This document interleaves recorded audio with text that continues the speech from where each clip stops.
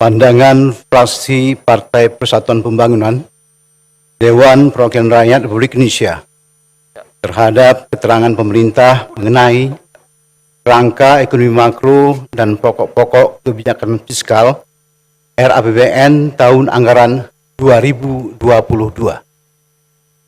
Disampaikan pada rapat paripurna DPR RI hari Selasa, tanggal 25 Mei tahun 2021 oleh juru bicara fraksi Partai Persatuan Pembangunan Samsu Rizal, anggota DPR RI, nomor anggota A462. Bismillahirrahmanirrahim. Assalamualaikum warahmatullahi wabarakatuh. Yang sama-sama kita hormati pimpinan DPR RI, Bu Puan Maharani beserta seluruh jajaran pimpinan DPR RI dan pimpinan rapat.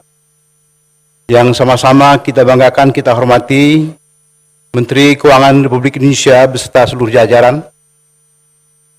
Dan tentunya yang kami banggakan dan yang kami hormati Menteri Perencanaan Pembangunan, Ketua Bappenas Republik Indonesia, Bapak Suharto Monoarfa, sebagai pimpinan Ketua Umum Partai Persatuan Pembangunan yang kami banggakan.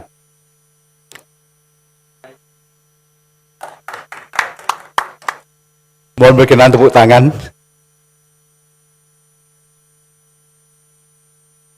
Pada kesempatan ini, marilah kita bersama-sama memanjat puji syukur kepada Allah Subhanahu wa Ta'ala karena atas rahmat dan karunia-Nya pada hari ini kita dapat menghadiri sidang paripurna DPR RI dalam rangka penyampaian pandangan fraksi-fraksi terhadap keterangan pemerintah atas kerangka ekonomi makro dan pokok-pokok kebijakan fiskal tahun anggaran 2022. Selawat serta salam marilah kita aturkan kepada junjungan Nabi besar Nabi Muhammad sallallahu alaihi wasallam, Nabi akhir zaman, pembawa risalah kebenaran bagi umat manusia. Para hadirin sidang paripurna yang terhormat, Ibu Menteri Keuangan dan yang kami hormati Bapak Menteri Perencanaan Pembangunan Nasional, Ketua Bappenas. Beberapa waktu yang lalu pemerintah telah menyampaikan kepada kita rangka ekonomi makro dan pokok-pokok kebijakan fiskal tahun anggaran 2022. Selanjutnya, di dalam APBN 2022 tersebut telah ditetapkan beberapa asumsi, yakni pertumbuhan ekonomi nasional pada kisaran 5,2 sampai dengan 5,8% dan tingkat inflasi pada rentang 2 sampai dengan 4%. Rata-rata kurs rupiah berkisar pada angka 13.900 sampai dengan 15.000 rupiah per US dollar. Serta tingkat suku bunga surat utang negara 10 tahun sebesar 6,32 dan 7,27%. Selain itu, asumsi harga minyak mentah Indonesia atau Indonesian Crude Price untuk tahun 2022 diperkirakan berada pada harga 55 sampai dengan 65 US dollar per barrel. Sedangkan asumsi lifting minyak bumi diprediksi mencapai 686 sampai dengan 726 ribu barrel each day-nya atau setiap harinya. Dan lifting gas bumi mencapai 1,031 sampai dengan 1,1 juta 3 ribu barrel setiap harinya. Selanjutnya, fraksi Partai Pembangunan memperhatikan bahwa perekonomian nasional pada tahun 2022 masih berada dalam fase recovery atau tahap pemulihan dari COVID-19. Selain itu, terdapat tantangan eksternal yang perlu diwaspadai, seperti tapering off atau penyesuaian kebijakan moneter yang dilakukan oleh para negara maju. Harga komoditi yang fluktuatif serta gelembung aset seperti peringkat Global Risk Report World Economic Forum 2021. Dalam data negeri, dari data dalam negeri, tantangan laju pertumbuhan ekonomi yang belum merata di antara kelompok industri maupun kelompok pengeluaran masyarakat membuat pemerintah perlu bekerja ekstra keras memastikan target pertumbuhan di atas 5% dapat segera dicapai pada tahun 2022 tersebut. Selain masalah struktur high cost economy, biaya logistik yang masih mahal, yakni mencapai 23,5% dari produk domestik bruto, hingga permasalahan belum optimalnya kemampuan daya saing serta investasi yang berkualitas di dalam negeri. Tantangan ini menciptakan ketidakpastian terkait risiko aktivitas ekonomi dan iklim dunia usaha hingga menyebabkan kemampuan pemerintah dalam mengejar target penurunan kemiskinan, pengangguran, ketimpangan ekonomi menjadi ikut terhambat. Sidang paripurna yang dihormati, terkait dengan postur fiskal tahun 2022 tersebut yang disampaikan oleh pemerintah melalui Menteri Keuangan dimaksud, fraksi Partai Persatuan Pembangunan memberikan sejumlah catatan sebagai berikut. 1. Fraksi Partai Persatuan Pembangunan meminta agar pemerintah mempersiapkan pertahanan ekonomi, khususnya memperkuat fundamental ekonomi dalam rangka menghadapi tekanan arus keluar dana modal asing saat terjadinya normalisasi kebijakan moneter di negara maju. Situasi pelemahan kurs rupiah yang memukul hampir seluruh sektor karena taper Trump pada tahun 2013 sebaiknya menjadi pelajaran agar tidak terulang lagi. Penguatan fundamental ekonomi, salah satunya melalui penguatan industri manufaktur, mendorong value added export, berekspor bernilai tambah hingga dapat mempercepat penyaluran pinjaman kepada sektor real. 2. Pemerintah perlu mewaspadai dampak gelembung aset yang timbul akibat spekulasi yang tinggi pada aset digital seperti kripto atau cryptocurrency terhadap stabilitas sistem keuangan secara global maupun domestik. Terdapat setidaknya 1,7 triliun rupiah nilai transaksi kripto di Indonesia per harinya, atau setara dengan 620 triliun rupiah per tahunnya, dengan jumlah peserta pemain yakni sebanyak 4,2 juta orang, dan ini mengalahkan investor di bursa saham. Beberapa negara telah melakukan kewaspadaan adanya dampak gelembung aset dan melakukan upaya pencegahan bahkan pelarangan atas transaksi kripto ini. 3.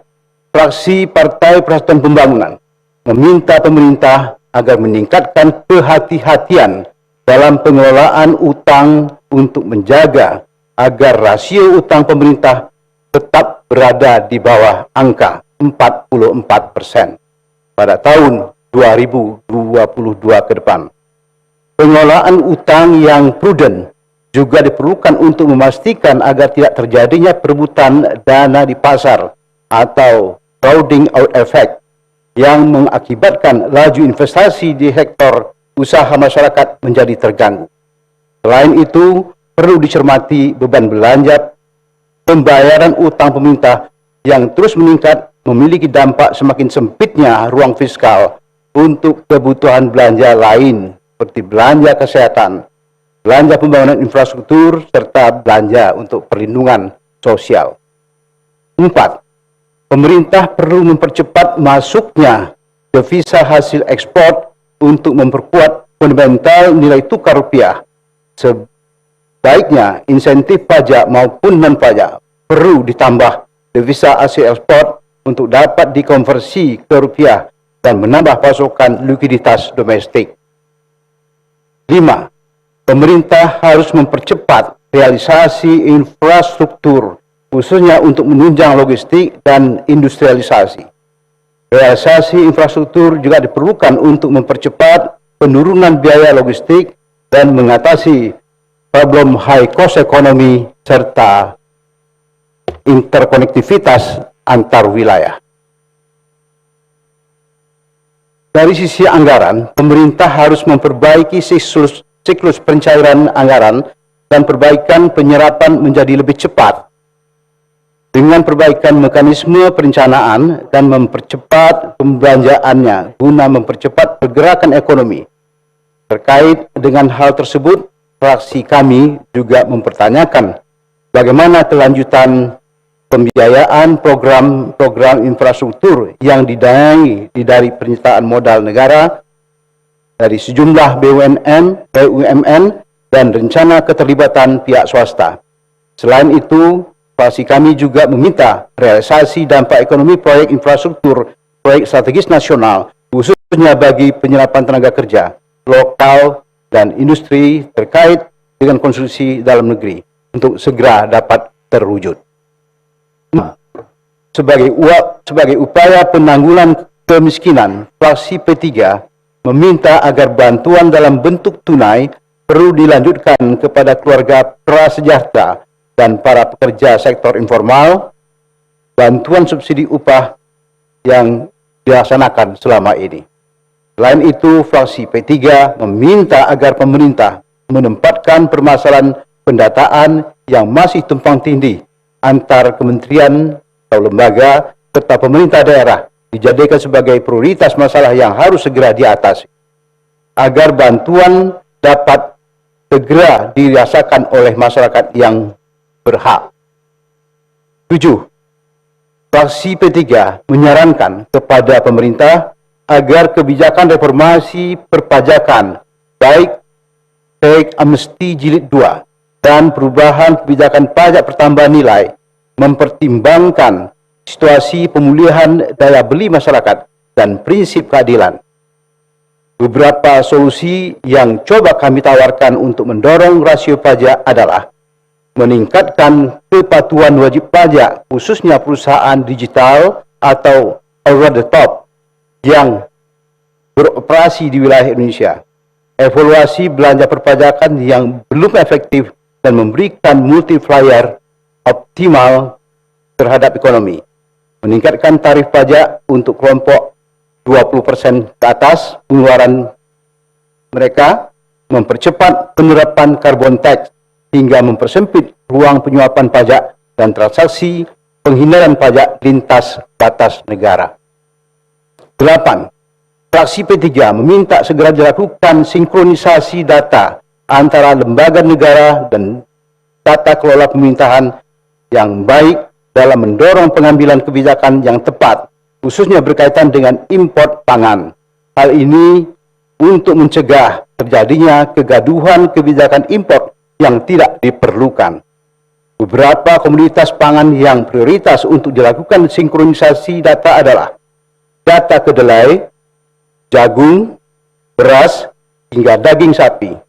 Pemerintah harus memiliki data proyeksi, produksi, dan kebutuhan pangan secara gradual, sehingga sinkronisasi antara produk dan konsumsi jangan sampai terjadi lagi rencana impor pangan di saat ketersediaan pangan sangat-sangat mencukupi negeri ini.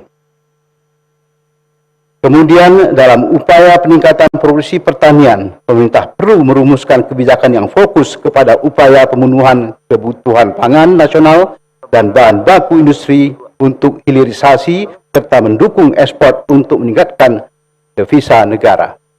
9. Mengingat masih maraknya terorisme, fraksi kami meminta perlunya anggaran deradikalisasi dalam jumlah yang lebih besar melalui pendidikan keagamaan informal di kalangan para narapidana terorisme melalui Kementerian Agama dengan melibatkan tokoh atau pemuka agama berhaluan moderat.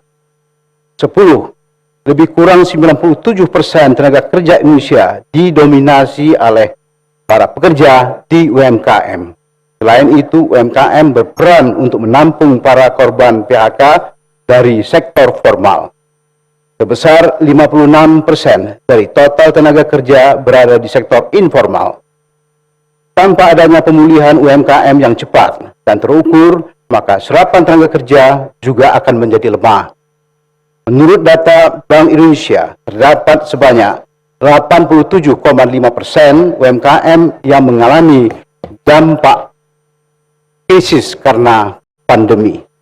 Untuk itu, fraksi P3 meminta kepada pemerintah untuk mendukung dan menciptakan ekosistem bisnis UMKM, terutama dalam hal permodalan skill, marketing, dan lapangan usaha yang kreatif. 11. Fraksi P3 mengharapkan fokus pada pembangunan sumber daya manusia juga disertai dengan pelarangan terhadap minuman beralkohol.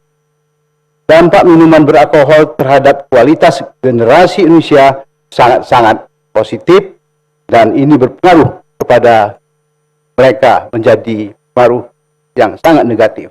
Kerugian ekonomi pun dihitung dapat mencapai angka 256 triliun rupiah per tahun atau setara dengan 1,66% dari produk domestik bruto.